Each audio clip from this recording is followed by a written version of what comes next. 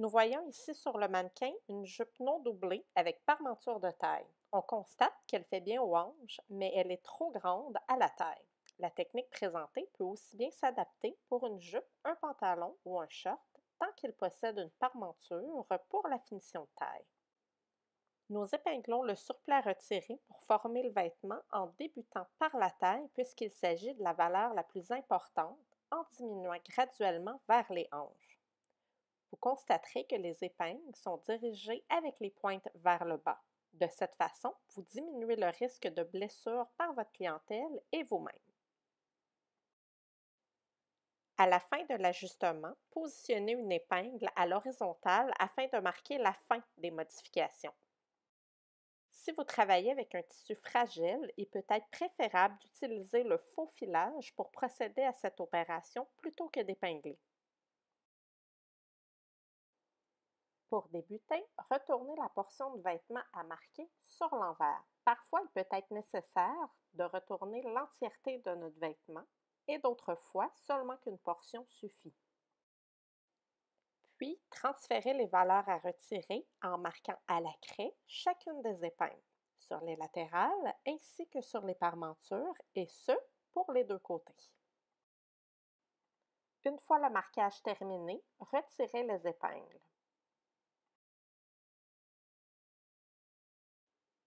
Pour procéder au marquage de précision, vous devrez découdre d'abord la surpiqûre ou la surpiqûre selon le cas, puis la couture d'assemblage entre le vêtement et la parmenture afin de dégager toutes les coutures pour les mettre à plat afin que le marquage puisse être net et précis. Afin de permettre une reprise des coutures adéquates, il convient de découdre davantage la surpiqûre ou sous-piqûre, toujours selon le cas, que la couture d'assemblage. De cette façon, ce sera plus confortable pour reprendre les finitions. Cependant, prévoir de découdre au minimum afin de minimiser le travail de reprise. On peut évaluer de découdre la taille d'environ 2,5 cm, soit 1 pouce de chaque côté de notre marquage. Notre sous-piqûre ou surpiqûre, quant à elle, sera décousue environ 2,5 cm, soit 1 pouce, plus loin que la première partie décousue précédemment, soit 5 cm, donc 2 pouces du marquage. Il faut évidemment effectuer la même opération de l'autre côté de notre vêtement. Pour effectuer le marquage de précision, celui qui servira de guide de couture, il convient de retourner le vêtement sur l'envers.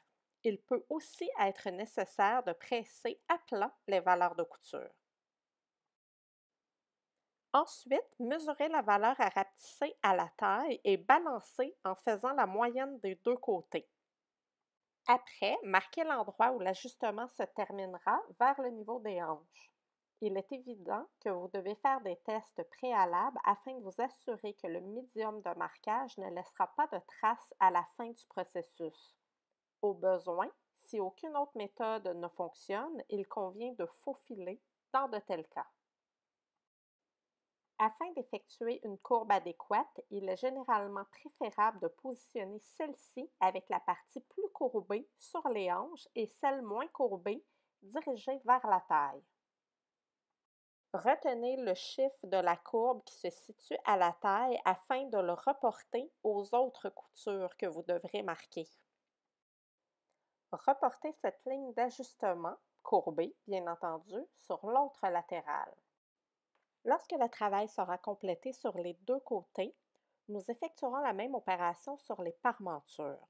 En positionnant celle-ci sur la latérale, vous déterminerez la mesure à diminuer au bas de la parmenture. Toujours avec la règle courbe, reportez le chiffre trouvé lors du marquage de la première latérale, puis reportez-le sur la parmenture en rejoignant la mesure trouvée pour le bas de celle-ci. Puis, effectuez la même courbe sur l'autre parmenture. Afin de se positionner adéquatement, retournez le vêtement à l'envers.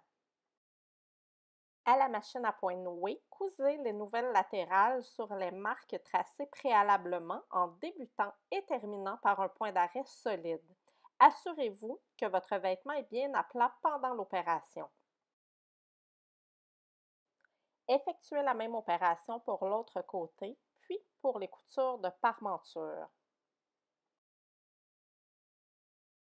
Afin d'éviter les tiraillements au latéral ou les surplus causés par des valeurs de couture excessivement larges, il convient de les diminuer. À partir des nouvelles lignes de couture tracées, les nouvelles valeurs de couture afin que celles-ci s'harmonisent avec le vêtement original. Une fois les lignes tracées, coupez les surplus.